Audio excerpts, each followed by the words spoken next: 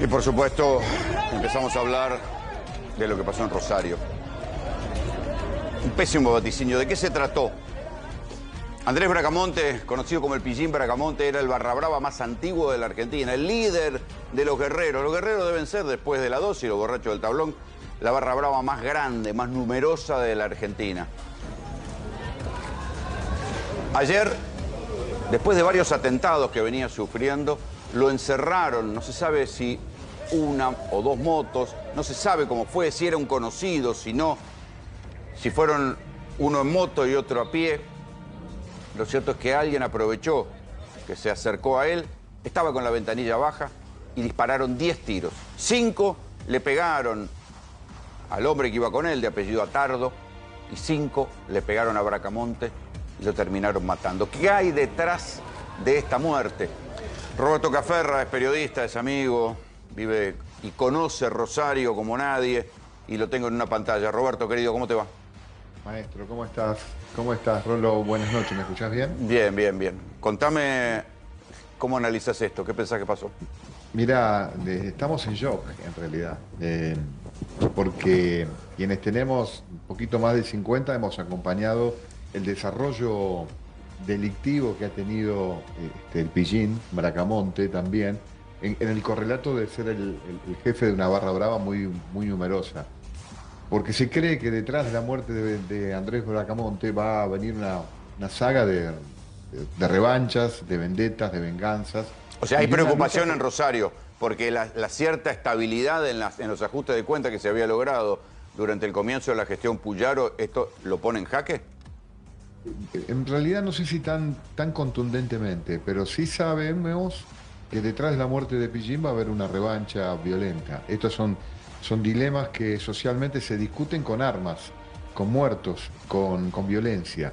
Y es algo que el Estado le escapa, digamos, le pasa por el costado. Hemos escuchado lo que ha pasado con la 12 hace algunas semanas atrás y un audio en donde de alguna manera intentaban manejar un código de mafia alrededor de las instituciones de la seguridad. Aquí en Rosario lo que se espera es más muerte detrás de la muerte de Bracamonte. ¿Es una pelea interna de la barra? Yo creo que sí, Rolo, vos sabés, yo creo que es por el... Viste que las barras del fútbol no son solamente jetones que van a gritar a favor de un equipo.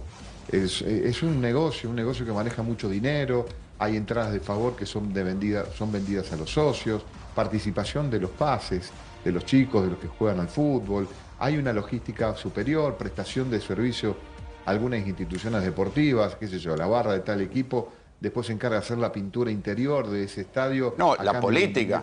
La política. A mí, sí. El Pillín me ha contado que ellos podían poner, como decían ellos, 1000 piernas, o sea, 500 tipos, en cualquier acto político donde ellos quisieran. Sí. Bueno, la hinchada central tiene el origen de ser parte de la herencia de la resistencia peronista de los 60, en donde el Tula, de alguna manera, acompañaba una idea política. Esa misión también está en la tribuna. Te colgaban banderas a favor o en contra de algunas cuestiones políticas a cambio de un recurso y de prestar servicio, esta cuestión de ir a pintar la calle, movilizar en las elecciones, ayudar a que algunos intendentes lleguen a las intendencias. Bueno, todos los negocios que tienen que ver con esta idea de extorsivamente presentarse ante el otro para generar negocios. Estamos hablando... Está bien, pero también hay que decir que el Pillín, en todos estos años donde cayeron los grandes líderes narcos de Rosario, Los Monos, Lindor Alvarado, a él nunca lo pudieron invocar. Siempre a lo sumo le hicieron una causa por lavado de dinero. Él decía que no lavaba, él decía que no vendía drogas, que no estaba en el negocio del narcotráfico, que su negocio tenía que ver con otros rubros. Tal vez la extorsión, los sindicatos, él trabajaba mucho con la UOCRA, se querían quedar con los negocios, qué sé yo, de las viandas para los obreros de la construcción, esto de usar, soy pesado, me la aguanto para quedarme con una licitación importante sobre una determinada cuestión, incluso vinculado a los espectáculos. ¿Nunca hubo causa de narcotráfico ni narcomenudeo contra él, entonces? No, nunca lo descubrí. Nunca lo descubrieron eso. Inclusive, él se jactaba, bueno, a mí me ha tocado hablar muchas veces con él, se jactaba, y yo creo que en esto yo era creíble, de que ni siquiera tenía un vínculo personal con el consumo, no le interesaba, había visto qué generaba las drogas en sus compañeros y demás, el alcohol. Pero sí, y esto me lo confiesa también un compañero de trabajo, Germán de los Santos, que lo vio hace 2 semanas, y me contaba fuera del registro que tenía las manos magulladas y heridas, los nudillos. Él seguía ejerciendo la violencia en la tribuna de Central en situaciones internas. Y en las últimas semanas, Rolo, él había tenido fuertes discusiones, inclusive con la muerte del yerno de uno de los integrantes de los Monos, de Guille Cantero, el yerno, Samu, termina cosido a balazos. El Samu era un pibe Sí, que estaba cerca. Samu Medina. Exactamente, el Samu estaba cerca de Saramay, le prestó armas para un videoclip, para este trapero y demás. Bueno, lo cosieron a balazos. La respuesta de Sí, esto hace fue poco le colgaron una bandera bueno, que ahí decía está, no, colgaron no una respetamos a nadie. Pero lo tengo la cronología, la fecha de enumeramos la fecha de cada momento clave que anticiparía lo que pasó finalmente ayer. El 11 del 8 de 2024 atacan a Pillín. Atacan a Pillín y a su pareja y finalmente salva su vida de milagro. Esto en el contexto... En el clásico. Exactamente. En el clásico contra News, en la salida en el Parque Alem, y que todos pensamos que había sido un incidente menor. No, fue esto que pasó ayer. Claro. Uno de los... El Pillín tuvo 29 atentados de muerte. No, y se jactaba de eso.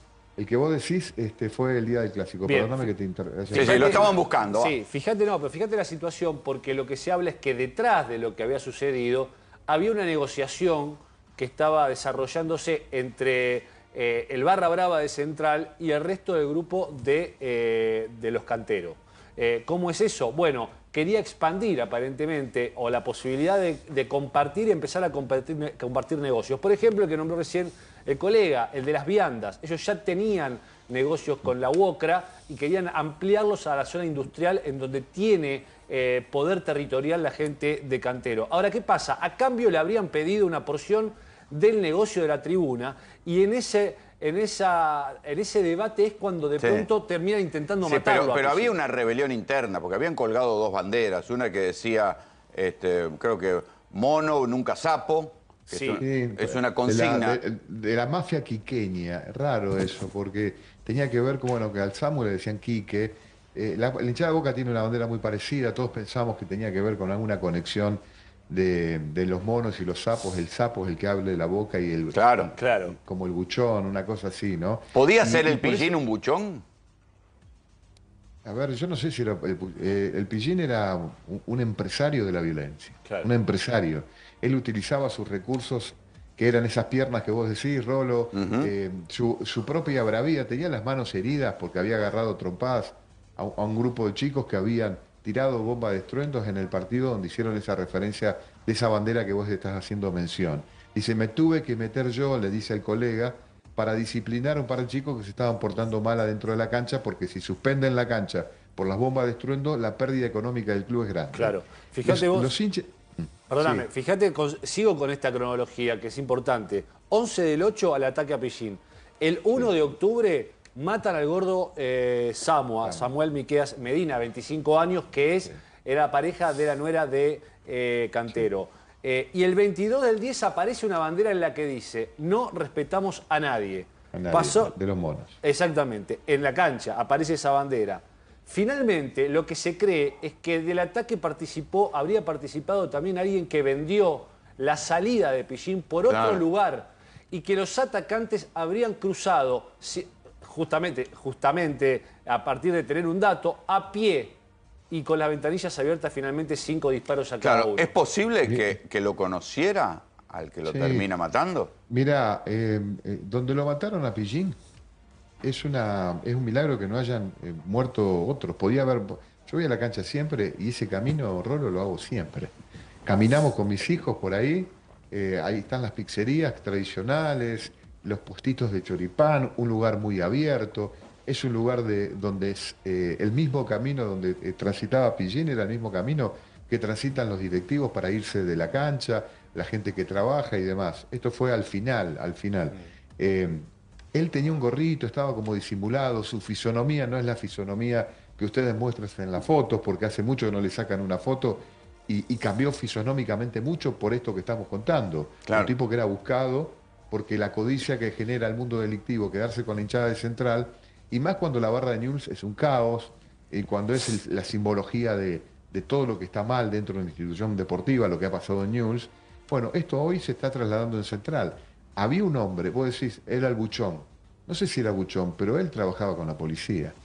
Era imposible sostener 30 años de jerarquía violenta, de jerarquía en donde vos tenés que ganarte ese liderazgo, no solo con recursos económicos e inteligencia, sino también con violencia, si no trabajás con la policía. Es imposible. Y más con un ejército tan jerárquico y disciplinado como son las barras bravas del fútbol. Hay un jefe y después nosotros una vez, y podemos contarlo, comimos un asado donde en el centro se come la mejor carne y al final de las mesas se come apenas el tomate sobrante. Esa jerarquía estructural que tienen las barras de fútbol son posibles porque hay una logística paraestatal que les permite la existencia. Para bien o para mal. A veces te cuidan y otras veces, como pudiera pasar acá, te entregan. El tránsito por la nocturnidad de la noche del barrio de Arroyito en Rosario le permitió a los asesinos entrar y salir rápido. Estaba oscuro, insólitamente. Eso te iba a decir. ¿Habían cortado la luz? Dicen, la explicación oficial, dicen que saltó la térmica del lugar y que hubo un desperfecto porque todos los puesteros, los choripaneros se enganchan y uno se mandó una macana. Yo creo que fue la tormenta perfecta alrededor. Había gente que lo quería fuera del negocio, había gente que quería, obviamente... Pero quiero decir, a ver, expliquémosle a la gente que si había poca luz va a ser mucho más difícil que las cámaras de seguridad, que supongo que habrá. Aunque en Rosario no hay muchas cámaras de seguridad, pero supongo que habrá cámaras de seguridad que van a ver menos al no haber luz. Fue, digamos, lo que uno lee en la rapidez del asunto es que hubo una entrega. Claro. Es que como que hubo una logística en donde quienes lo cuidaban históricamente lo entregaron. Sí. Que puede ser un sector parapolicial, puede ser. Puede haber un sector, obviamente, parapolítico también que colabore con esto, porque yo he hablado en algún otro tiempo político, cuando el gobernador era otro, con un ministro de seguridad que se jactaba de hablar codo a codo con Pillín para diseñar la logística de la seguridad en los clásicos. Moverse muchas veces en las calles de la ciudad con seguridad requiere que el jefe de policía hable con el jefe de la barra.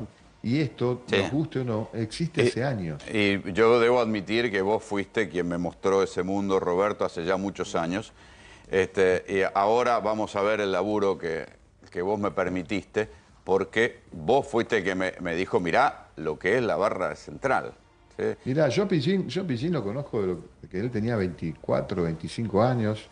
Yo recién arrancaba. Yo quiero contar una anécdota personal. Gané un Martín Fierro en el año 96, lo envolví con la bandera de Central, porque Central había sido campeón de la Conmebol, como hincha de fútbol, era un pibito que recién lo arrancábamos a trabajar. Y a partir de eso, lo conocía a Bracamonte, a Pillín, que me vino una vez a saludar, yo quiero ser el jefe de la barra porque están los chaperos y demás. Y después él empezó un ascenso narcocriminal, digo, con todo lo que eso implica, muy grande, tuvo su hijo, que era amigo de los hijos de los directivos, ahora uno de los hijos es el representante. Es decir, intentó salir de ese mundo violento, transformarse en un empresario, cosa que no logró. El entorno no le permitió salir de ese lugar en donde él ejercía esa jerarquía violenta para una tradición que el fútbol tiene. Históricamente es donde detrás de los arcos están los violentos, los borrachos, los narcos y demás, ¿no? Roberto, gracias por el contacto. Te mando un gran abrazo, querido. Abrazo grande, Rolo. Abrazo. Hasta luego.